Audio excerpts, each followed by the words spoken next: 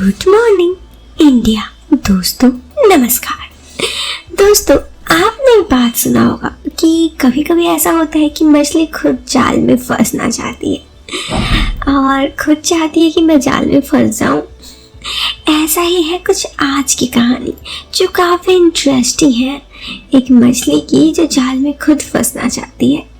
तो आप समझ रहे हैं ना कैसी मछली। तो हम कहानी को शुरू करते हैं। उससे पहले अगर आप चैनल पर पहली बार आए हैं तो चैनल को सब्सक्राइब करें और सब्सक्राइब करने के बाद वीडियो के नोटिफिकेशन में जाकर ऑल नोटिफिकेशन ऑन कर दें। इससे क्या होगा, इससे हमारे चैनल की सभी कहानियाँ आप तक सबसे पहले पहुँचेंगी। चलिए हम कहानी को शुरू करते हैं। मेरा नाम अविनाश है और मैं 38 साल का हूँ। मैं मेरठ में रहता हूँ। मेरी बीबी एक स्कूल टीचर है और मेरा बेटा भी उसी स्कूल में पढ़ता है। मेरा मकान काफ़ी बड़ा होने की वजह से मैंने अपने घर के नीचे फ्लोर को किराए पे दे दिया है। किराएदार का नाम मनोज शर्मा है। उसकी उम्र 45 साल है। उसकी बीबी का नाम चित्रा है जिसकी उम्र 37 साल है। अब आगे बताता हूँ। उनके 2 बच्चे हैं। उनका एक बेटा जो 6ठी क्लास में पढ़ता है। उनकी एक बड़ी बेटी है जो अभी 12वीं की एग्ज़ाम दे रही है। बेटा तो सही है लेकिन बेटी का नाम शिल्पा है और वो 19 साल की है और नई अभी उम्र के उस पड़ाव में है। देखने में बहुत सुंदर है। उसकी देखकर मैं तो बस देखता ही रह जाता हूँ। उसके परिवर्तन मैंने अपने आँखों के सामने देखा है।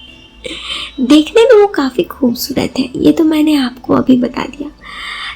और शिल्पा जब हंसती है तो उसके गालों में डिम्पल पड़ती है। शिल्पा के होंठ एकदम गुलाबी है। उसको बहुत खूबसूरत लगती है वो देखने में। अभी उनको मेरे मकान में आए ज़्यादा दिन नहीं हुए, फिर भी किराएदार की बेटी की तरफ मेरा आकर्षण बढ़ता जा रहा था। उसकी और मेरी उम्र का काफ़ी फासला था लेकिन मुझे इससे फ़र्क नहीं पड़ता। मैं जब भी उसे मुस्कुराता हुआ देखता तो उसकी ओर देखता रह जाता। मुझे समझ में नहीं आ रहा था कि मैं क्या करूं। धीरे धीरे मैं उसको इम्प्रेस करना शुरू कर दिया। हालांकि वो मुझे अभी कुछ और ही जानती थी। जब हम दोनों एक दूसरे के आमने सामने होते तो वो नमस्ते कह दिया करती। मैं आते जाते उसे ताड़ने की फिराक में रहता।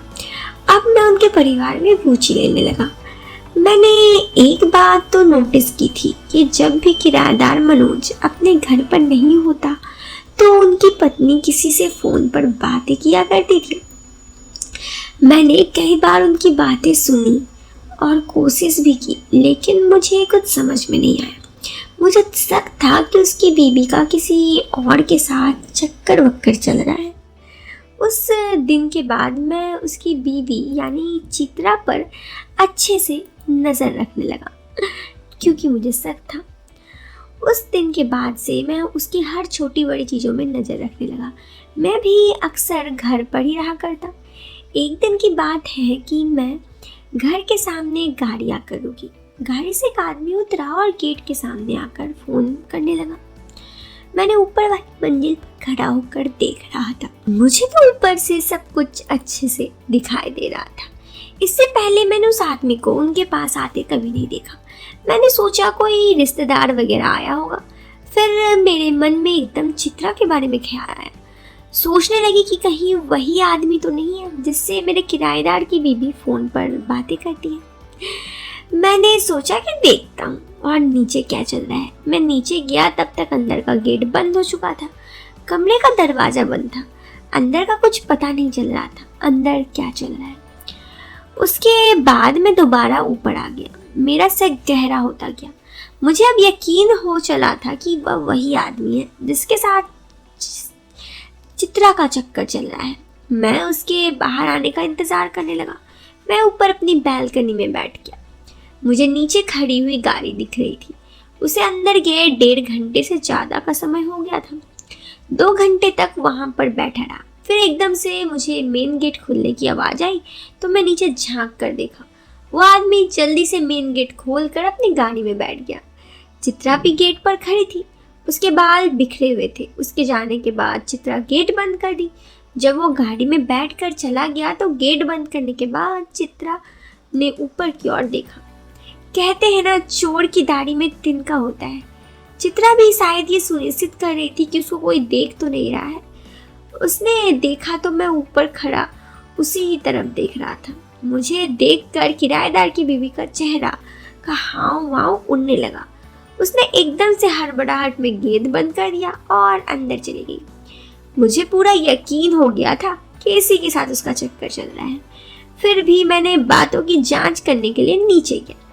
मैंने नीचे जाकर शिल्पा की माँ से पूछा, क्या ये कोई आपका रिश्तेदार है? वो बोली हाँ। मैंने कहा तो फिर मेरे ख्याल से उनको मनोज जी की उपस्थिति में ही आना चाहिए था। वो बोली आपको इससे क्या मतलब? मैंने कहा कोई बात नहीं, मैं मनोज जी से पूछ लूंगा कि आपके इस शहर में कौन रिश्तेदार है, जबकि मनोज जी ने मुझे पहले ही बताया था कि उनके शहर में कोई रिश्तेदार नहीं है। अगर ऐसा होता तो वो मेरे मकान ही क्यों लेते? वो अपने रिश्तेदार के घर के कहीं वो आसपास नहीं रहते। मेरा शक अब यकीन में बदल चुका था, मगर मैं सच में शिल्पा की माँ के मुंह से ये सुनना चाहता था। जब मैंने कहा कि मनोज से रिश्तेदार के बारे में पूछूंगा तो वो घबरा गई। वो बोली भैया आप 1 मिनट अंदर आइए, मैं आपको उस रिश्तेदार के बारे में कुछ बताना चाहती हूँ। जब मैं अंदर गया तो मैंने देखा कि बेड पर कुछ सामान पड़े थे जो थोड़े से और ज़्यादा मुझे शक के घेरे पे ला रहे थे। मैं तो वैसे भी कौवे की नज़र से रखता था। एक नज़र से पता चला कि कोई तो अंदर आया था और कुछ हुआ ही था। फिर जैसे ही मैंने बेड पर वो सामान देखे तो मैंने कहा आप मेरे घर को समझ के क्या रखे हैं? यहाँ पर ये सब चलेगा, आज ही मेरा घर खाली कर दीजिए। वो मेरे सामने हाथ जोड़कर गिड़गिड़ाने लगी।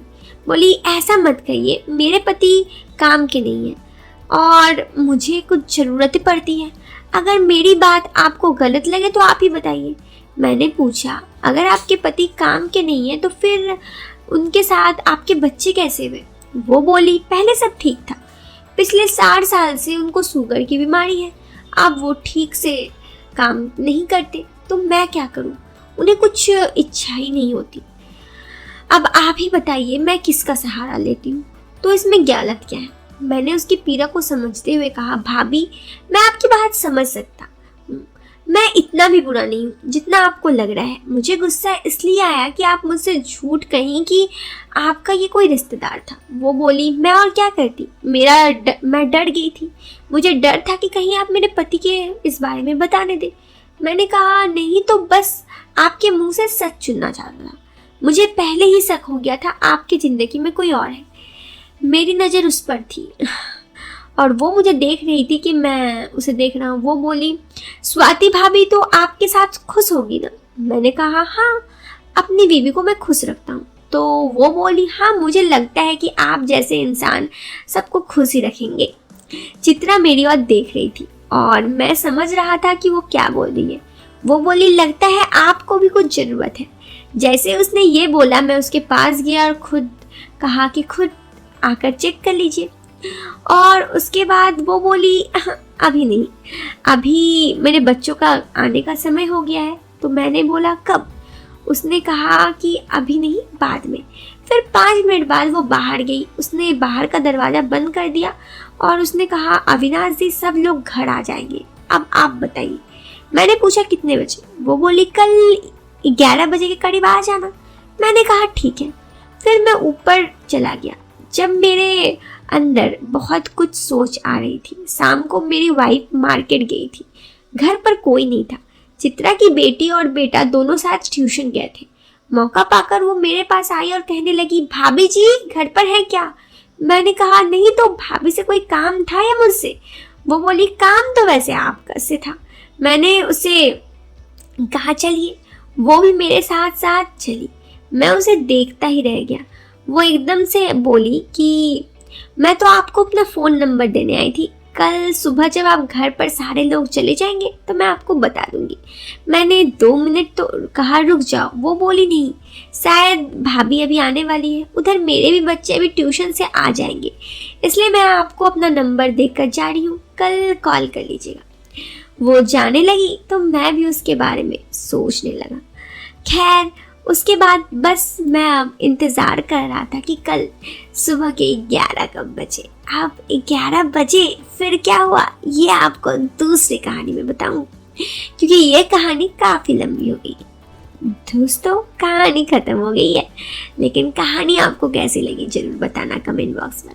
वीडियो पसंद आए तो वीडियो को लाइक करना यार, चैनल पर पहली बार आए हैं तो सब्सक्राइब करना। हम मिलते हैं आपसे फिर एक नए वीडियो में एक नए टॉपिक के साथ, तब तक के लिए बाय बाय, टेक केयर।